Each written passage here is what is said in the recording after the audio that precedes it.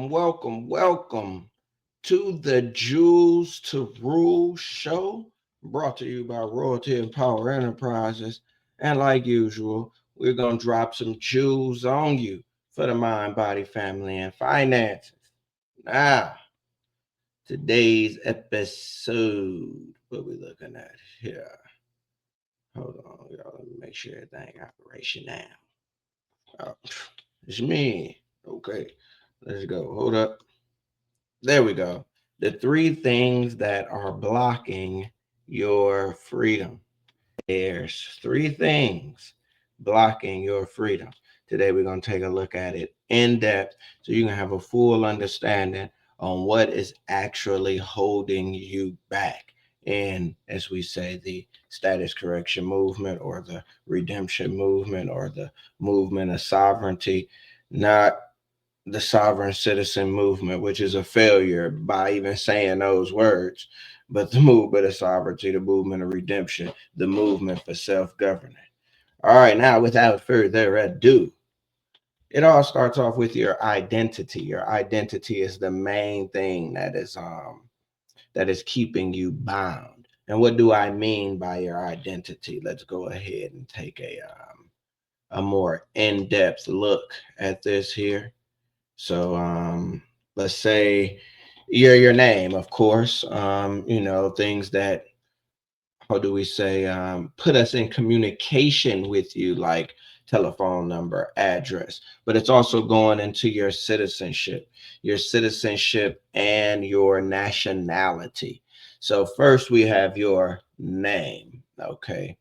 Your name is your identity. But then we have things that put us in communication with that name, like telephone numbers and addresses. So your location.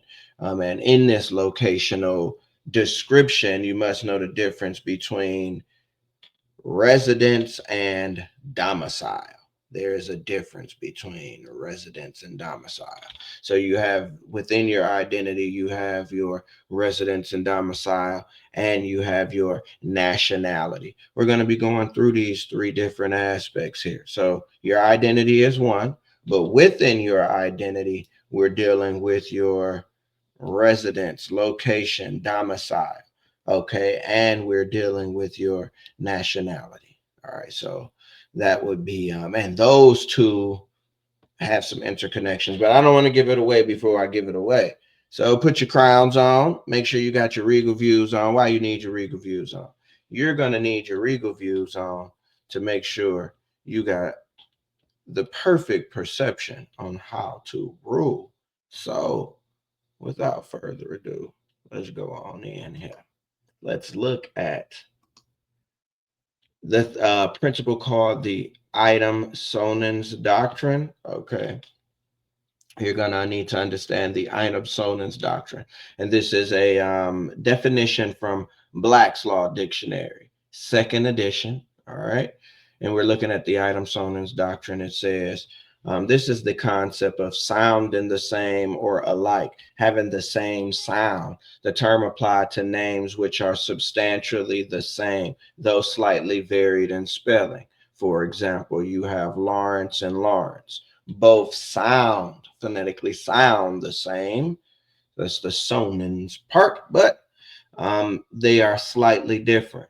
So they're saying even if you change the spelling of your name, or if there is some variation within the spelling of your name, if that name sounds the same, or it sounds relative to the pronunciation of the correlation of letters when spelling out the name that is mentioned on your identifying documents, such as your ID and or birth certificate, social security card, things of that nature. If the pronunciation of the name you are going by has any correlation similar to the sound that is produced when the correlation of letters that make up your name on your birth certificate are pronounced, then the identity is presumed to be known.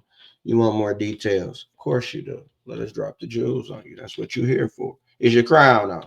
Let's go. All right. Two names are said to be item sonatus if the attentive ear finds difficulty in distinguishing them when pronounced, or if common long continued usage has, by corruption or abbreviation, made the identical in pronunciation.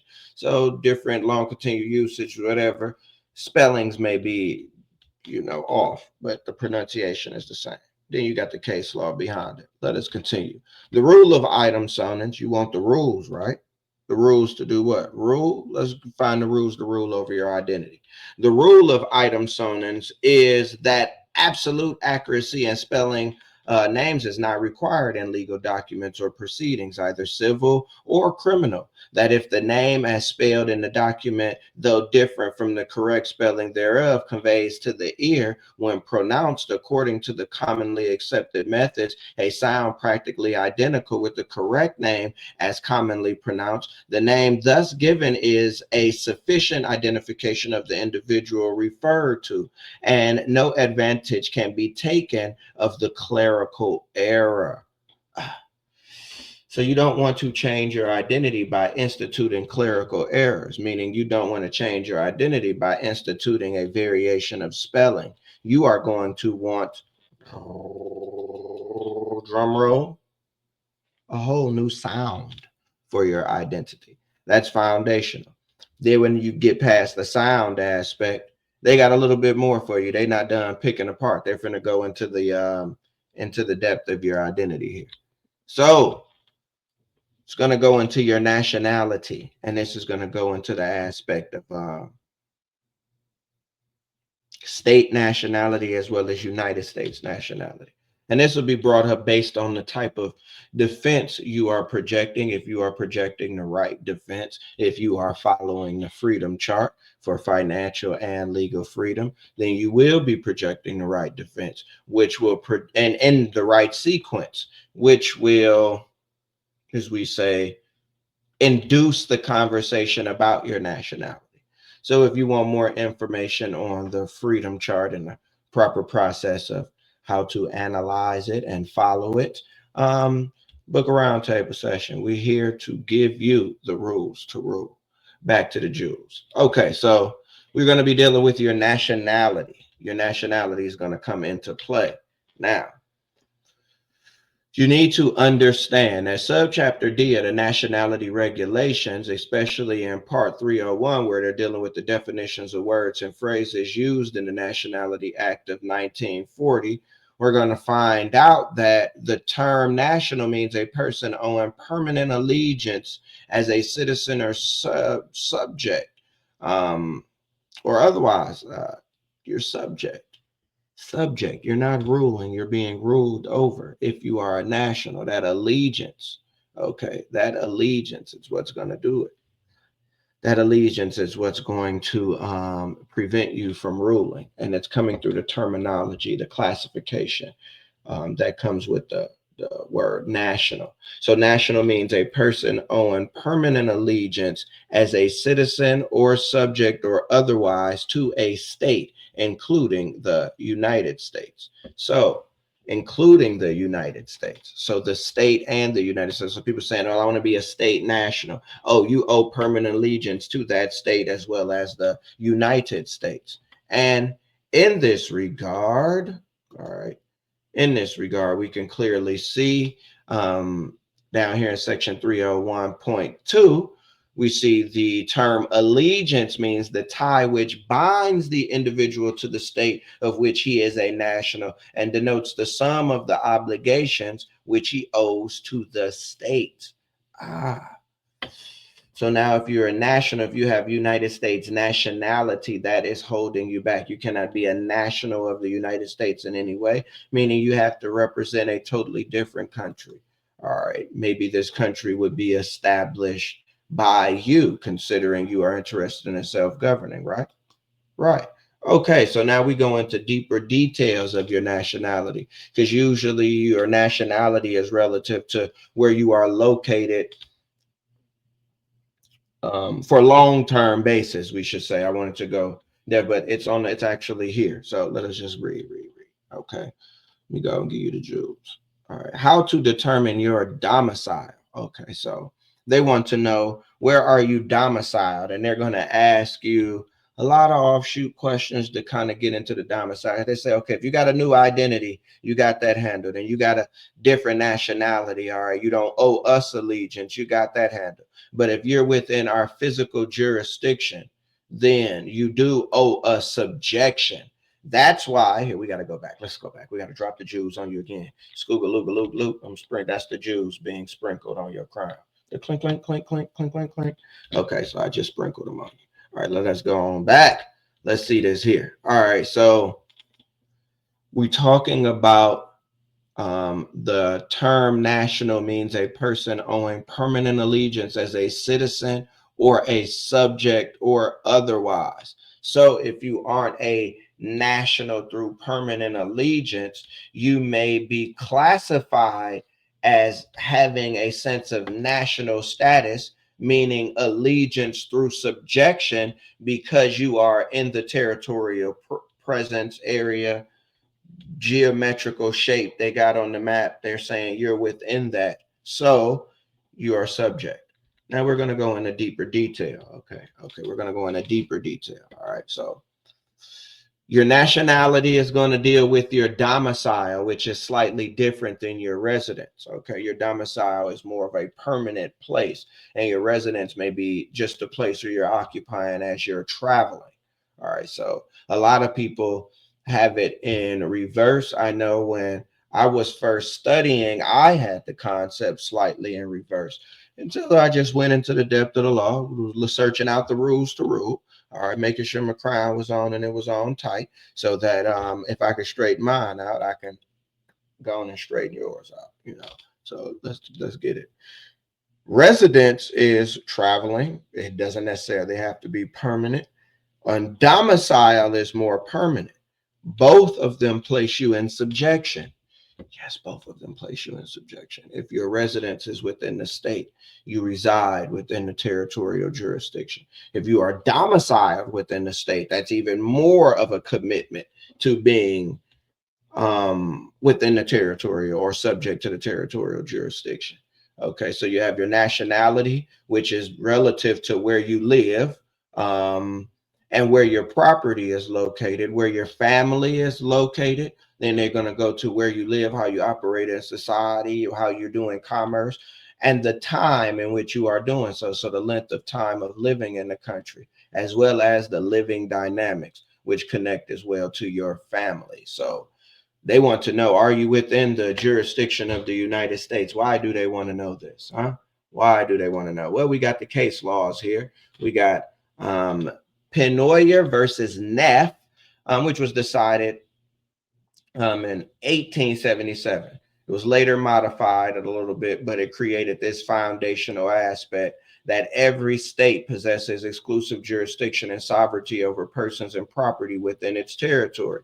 It held that a state court could not exercise direct jurisdiction over people or property outside of its borders. So now, if it's outside of the borders of the state, that geometrical shape in which they're saying they occupy, they can't dictate how you move with your car, how you move with your house, etc. So if you may be domiciled in one state but have a residence in another state, the state of your domicile can't enforce its jurisdiction over anything in regards to the state of your residence, including you as well. They actually have to partner with the state if they want to have jurisdiction over you. Uh, so that's that regard. Okay, that's the outer state warrant or whatever. They got to come get you, make that arrangement, so forth, so on. Okay, so understand that. Now we go deeper, a little further into the future, where it was reconfirmed, reestablished in Milliken versus Mayer. All right, in 1940, the court held that a person's domicile, which is the place they consider their true permanent home in a state, is sufficient to bring them within the state's jurisdiction for personal judgment, even if they are temporarily absent. So again, if you are domiciled in a state and the state has that sufficient evidence to say that, hey, this is the permanent home, then they're saying, okay, well, we have jurisdiction for personal judgment to have jurisdiction over you in a judgment matter, even if you are outside of the state. So again, that's reconfirming that we can, if speaking for the state can issue that out of state warrant to bring you within that state's jurisdiction for a personal judgment. So it is sufficient to bring them within, have a warrant from another state to bring them in.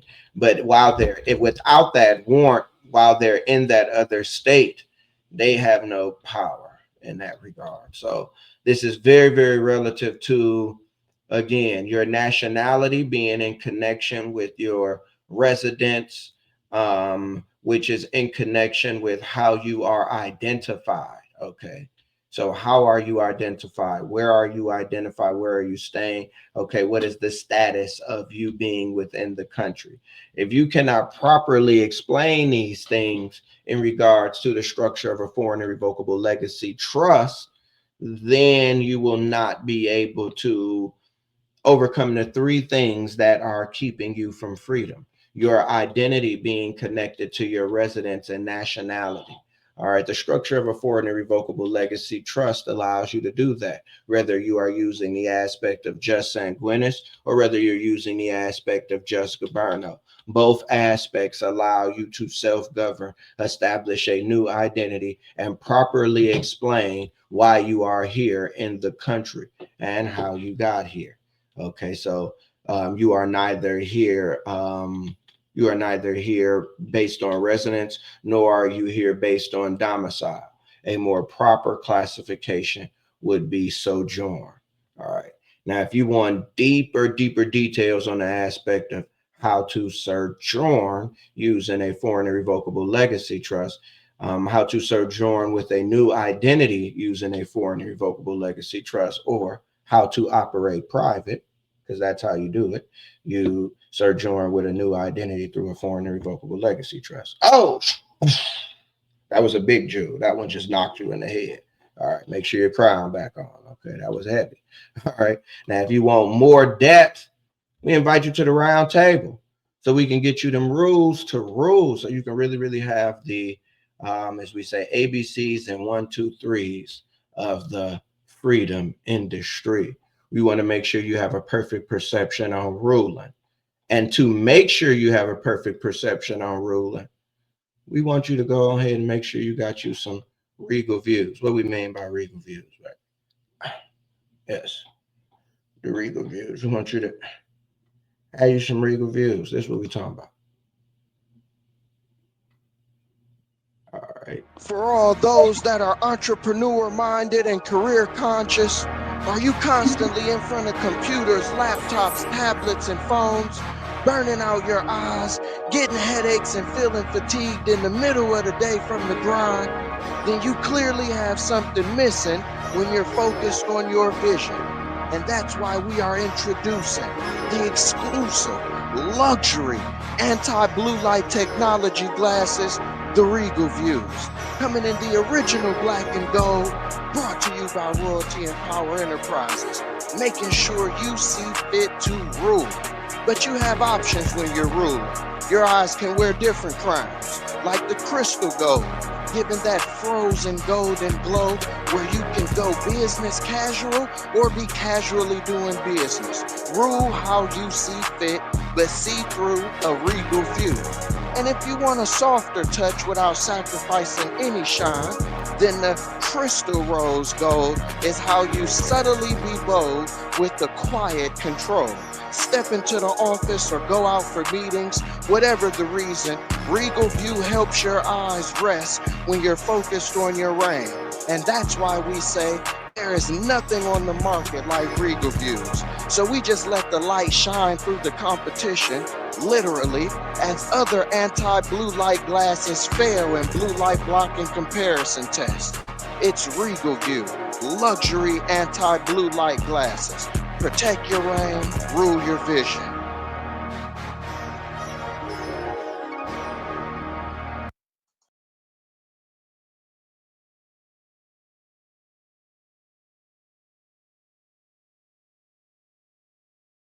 We want you at the round table having on some regal views, baby. That way you can see the rules to rule clearly, you can really, really see how if you don't establish a new identity so that you can properly explain your residence or domicile via your nationality. Okay, so here, let me go on and give it to you because I love the people. I want you to know a little bit. I want you to know something. I be trying not to give you too much because it confuses and it may, but just think of this. You're here on Sojourn. Okay, so you need a new identity to represent your here on Sojourn from your original nationality. That way you have a new identity, a new nationality, and a reason to explain why you have neither a residence nor domicile. All right, we want to get you all of the details because without these three things, you are subject.